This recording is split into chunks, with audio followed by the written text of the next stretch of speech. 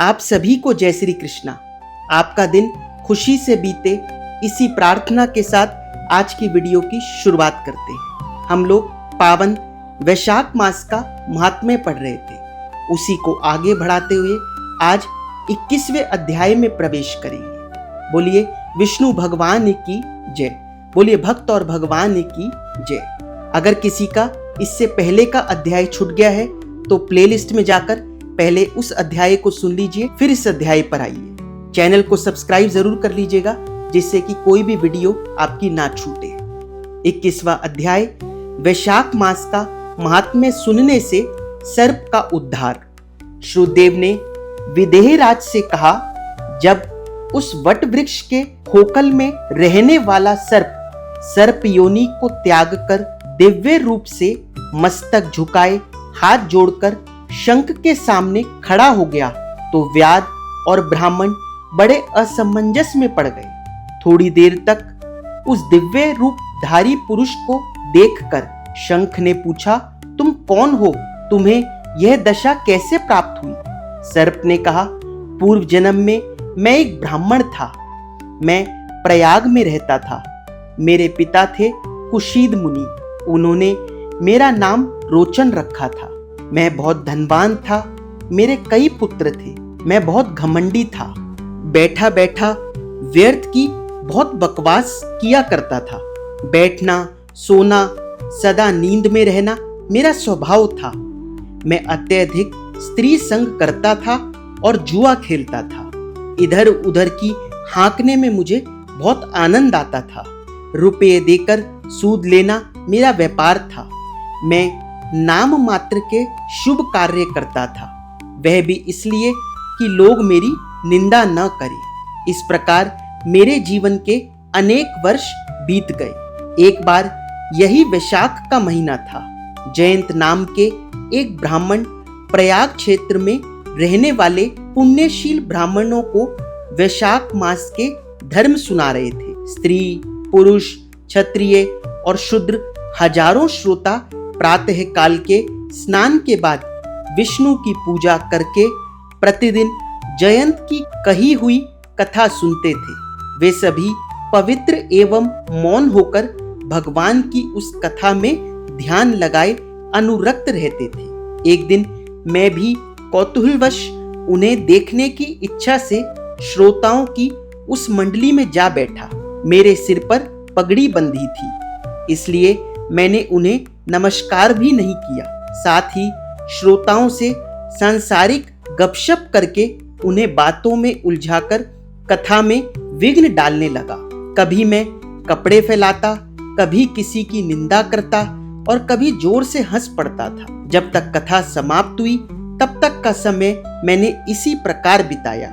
उसके अगले दिन मुझे सन्निपात रोग हो गया और मेरी मृत्यु हो गई। मैं तपाए हुए शीशे के जल से भरे हुए हलाहल नरक में डाल दिया गया और 14 मनवंतरों तक वहां इस यातना को भोगता रहा। उसके बाद 84 लाख योनियों में कर्मशः जन्म लेकर मरता रहा। उसी कर्म में क्रूर तमोगुणी सर्प की योनि प्राप्त करके इस वृक्ष के खोखल में रह रहा था। ब्राह्मण देवता, आपने अपने मुखारविंद से जो अमृतवाणी से कथा इस व्याध को सुनाई, उसे मैंने दोनों आंखों से एकाग्रचित होकर सुना।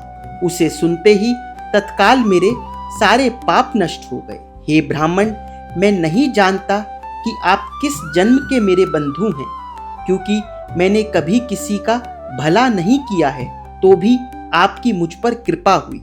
जिनका चित्त पक्षपात से रहित है, जो सब प्राणियों पर दया करने वाले साधु पुरुष हैं, उनका स्वभाव ही दूसरों का भला करने का होता है। उनकी किसी के प्रति भी अपकार की भावना नहीं होती। आज आप मुझ पर कृपा कीजिए जिससे मेरी बुद्धि धर्म में लगे। देव देवेश्वर भगवान का स्मरण मुझे सदा बना रहे और सदा ही सज्जनों का संग प्राप्त होता रहे। जो लोग मद से अंधे हो रहे हों, उनके लिए एकमात्र दरिद्रता ही सबसे अच्छा अंजन है। इस प्रकार अनेक प्रकार से अनेक स्तुतियों द्वारा शंख के प्रति कृतज्ञता जतलाता हुआ रोचन बार बार उन्हें प्रणाम करने लगा और हाथ जोड़कर चुपचाप बैठ गया। इसके बाद शंख ने कहा, हे ब्राह्मण, तुमने वैशाख मास और भगवान विष्णु का महात्म्य सुना है। इससे उसी समय तुम्हारे सारे बंधन नष्ट हो गए। हे ब्राह्मण, हंसी उड़ाने के बहाने से, मद से, क्रोध से, द्वेष से, कामना से या स्नेह से भी यदि कोई एक बार भगवान विष्णु के पापहारी नाम का उच्चारण कर देता है तो चाहे वह कितना ही बड़ा पापी हो, उसके सभी रोग और शोक दूर हो जाते हैं और वह वैकुंठ लोक को चला जाता है। फिर जो श्रद्धा पूर्वक क्रोध और इंद्रियों को वश में करके सबके प्रति दया भाव रखकर भगवान की कथा सुनते हैं, उनका तो कहना ही क्या है।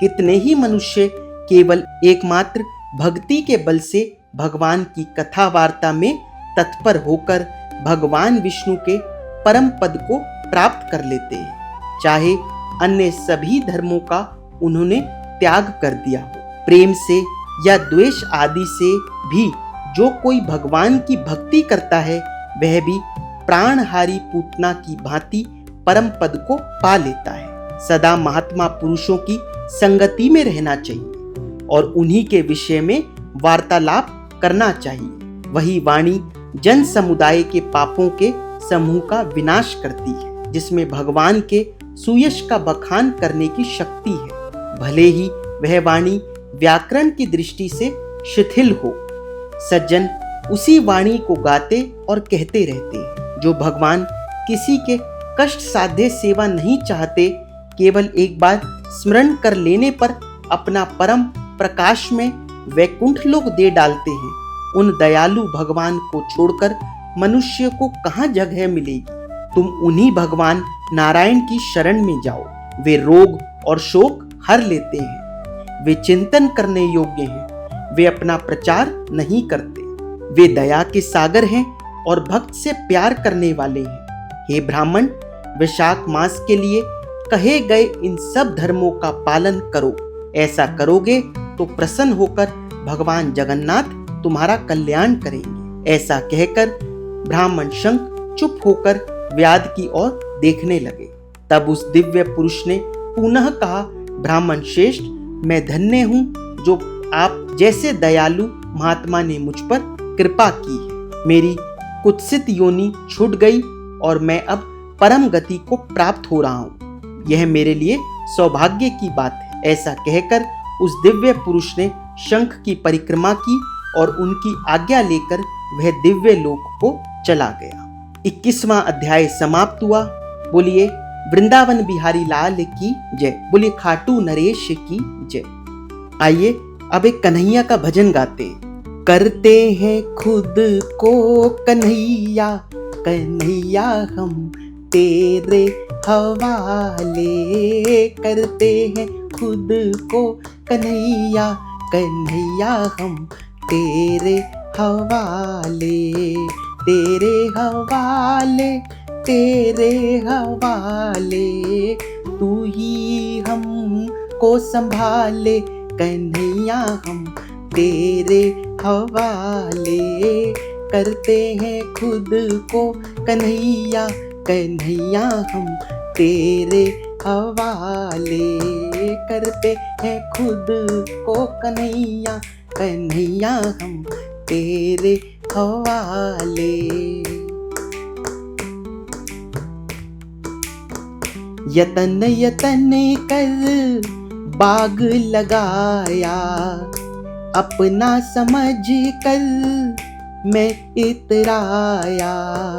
यतन यतन कर बाग लगाया, अपना समझ कर मैं इतराया।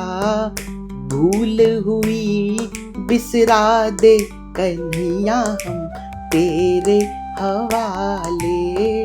करते हैं खुद को कन्हैया, कन्हैया हम तेरे हवाले। बन जा श्याम सहारा, तेरे बिन नहीं होत गुजारा, बन जा श्याम सहारा। तेरे बिन नहीं होत गुजारा, बिगड़े काम बना दे कन्हैया हम तेरे हवाले, करते हैं खुद को कन्हैया, कन्हैया हम तेरे हवाले।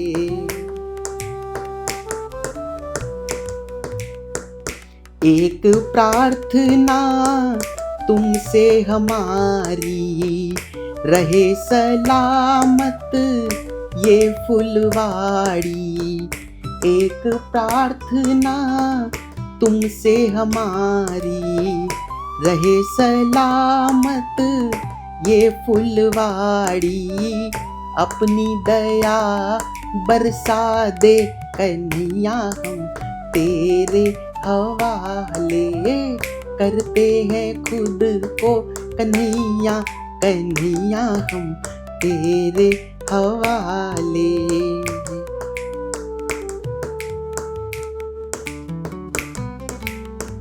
जन्म जन्म नंदू गुण गाए, छोड़ तुम्हें कहीं और न जाए। जन्म जन्म नंदू गुण गाए, छोड़ तुम्हें कहीं और न जाए। सपनों को श्याम सजा दे कन्हैया हम तेरे हवाले, करते हैं खुद को कन्हैया, कन्हैया हम तेरे हवाले, तेरे हवाले, तेरे हवाले। तू ही हमको संभाले कन्हैया हम तेरे हवाले। अब आरती करते हैं। ओम जय जगदीश हरे, स्वामी जय जगदीश हरे। भक्त जनों के संकट, दास जनों के संकट क्षण में दूर करे। ओम जय जगदीश हरे। जो ध्यावे फल पावे, दुख बिन से मन का। स्वामी दुख बिन से मन का, सुख संपत्ति घर आवे, धन दौलत घर आवे, कष्ट मिटे तन का। ओम जय जगदीश हरे। मात पिता तुम मेरे, शरण गहूँ किसकी। स्वामी शरण गहूँ किसकी, तुम बिन और ना दूजा, तुम बिन और ना दूजा, आस करूं जिसकी। ओम जय जगदीश हरे। तुम पूर्ण परमात्मा, तुम अंतर्यामी। स्वामी तुम अंतर्यामी, पार ब्रह्म परमेश्वर, पार ब्रह्म परमेश्वर, तुम सबके स्वामी।